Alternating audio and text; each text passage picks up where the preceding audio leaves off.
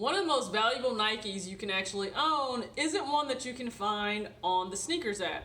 Because to be quite honest with you, it's not actually a sneaker, but it could hold the greatest resale value for you later on in the future.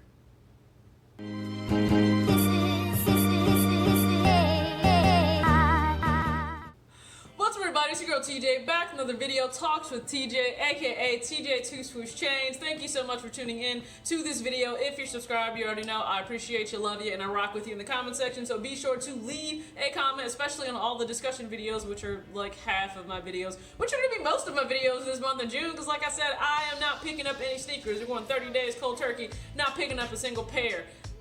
Yeah, hopefully you join me in that. Alright, I know some of you won't. You got a lot of kicks that you may be interested in getting this month, just not for me. Falling back, focusing on some different things. If you're not subscribed, I truly appreciate you dropping by. And you know, if you like what you see, go ahead, hit the subscribe button. You can hit the thumbs up if you like the video. If you don't, you can't please everybody, so I won't be offended. Trust me, I'm not that soft. Not like Aubrey Graham. Just playing, Aubrey. Just playing. Blame Clay. Don't blame me. Not the one that clowned you in the game too. Alright, so what I'm talking about, I'm not talking about an actual sneaker. Now we know Nike brand has a lot of sneakers that will drop, have dropped, and are extremely valuable and expensive. They retain their value, they may grow in value, but what I'm talking about today actually has nothing to do with a sneaker itself. It has to do with, do you actually own Nike? And I mean like stock in the company. Now I know this is not going to be something where we get deep into crazy investment strategies and things like that, because investing doesn't have to be insanely difficult. It can be very easy. I remember in marketing class, actually, our professor, he was amazing. Absolutely loved him. He was just a great dude. Let me tell you, he was somebody that got in early. He bought Apple stock when it was at $33 a share. So that just lets you know he was not hurting for money. He was teaching because he just loved to teach and educate young minds. It had nothing to do with the money, because he was a dink, which is considered double income, no kids. So he didn't even have to spend money on children. Him and his wife were Gucci, okay? And somebody's probably gonna have a problem with the fact that I just said Gucci, like they have a problem with the fact that I say bruh. I'm sorry my vernacular offends you. Go elsewhere. That's all I'm really gonna say. But he let us know a story of a lady who was worth millions, and she had a very simple investment strategy. She invested in what she loved and what she was always staying on top of, and that was actually something very simple. Coca-Cola and McDonald's. Those are the two things that she chose to invest in, because she loved the classic Coke and she loved McDonald's fries. I can't argue with you. I love both of those things too, in moderation, but I love both of those things too. That's what she invested in. The lady was worth millions because she got in early and she just sat on her money. You know why? Because those older people back in the day, they have patience.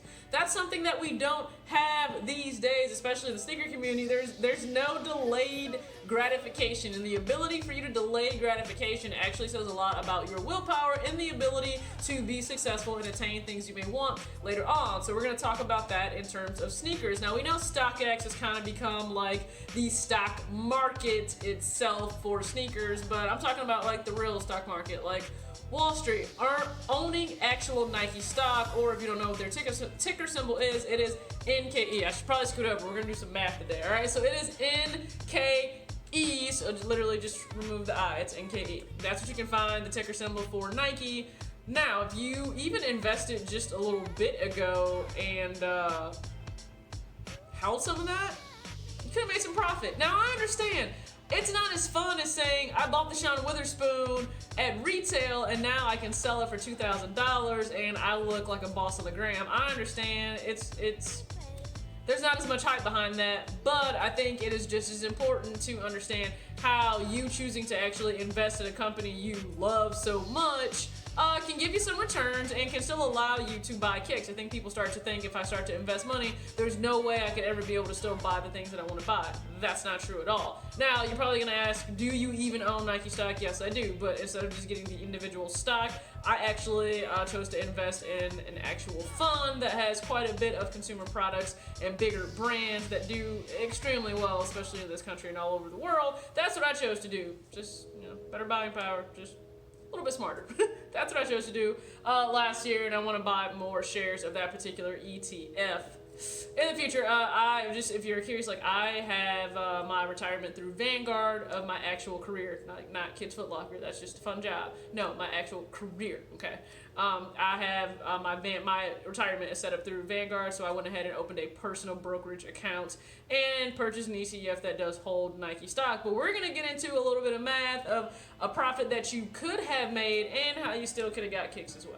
Quite a bit of math. We got some numbers. I am going to throw them up there so you can see them. But yeah, I got a little notepad handy to be able to help me out. All right, so just to give you some insight. So let's just say if we went back to March of 2014, shares were actually selling at $37.60 a share. Now, if you could have gotten in at that point, that would have been a massive, pretty nice payoff. I'm not going to say crazy massive, but that would have been a nice payoff back then, because if you look at even back in April, shares were selling at about $89 a share, all right, $89.20 to be exact. So just keep at least the April number in mind, because we are going to come back to that. Now, that's 107% return on your investment if you invested in 2014 and you looked ahead to 2019.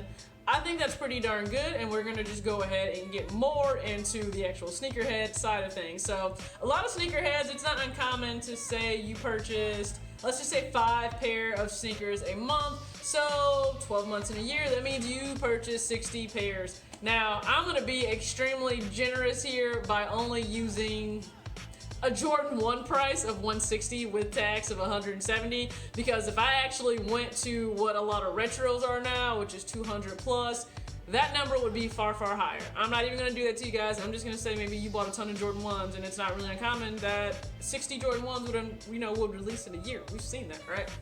So let's just say you got 170 pairs. Or not 170, sorry. So it costs you 170 with tax, 60 pairs. You're looking at $10,200 that you would have spent in 1 year. A lot of you spend that already every single year, but probably don't have a personal investing account. You probably buy a ton of stuff of Nike or Jordan brand. You don't actually own part of that company, do you? I'm not judging you. I'm just trying to open your eyes. All right, so let's just look back on January 5th. 2018, so we're just gonna go back like a year. So Nike actually sold for $63.98 a share. Now let's just say you bought 100 shares of that, right? So if it's selling at $63.98, that's $6,398. Now you have no problem spending $10,200 a year on sneakers. So I'm not trying to take all of your money. I'm just saying, what if you bought 100 shares at that $63.98? You still have $3,812 left over. Do you know what that means? You can still buy 22 pairs of shoes for the year. If we're talking about that Jordan 1 price, that's still about 2 pairs a month. And let's be honest, none of us really need more than 2 pairs a month. Please don't get mad at me or dislike the video just because I said that. I'm being dead serious. Please don't do that.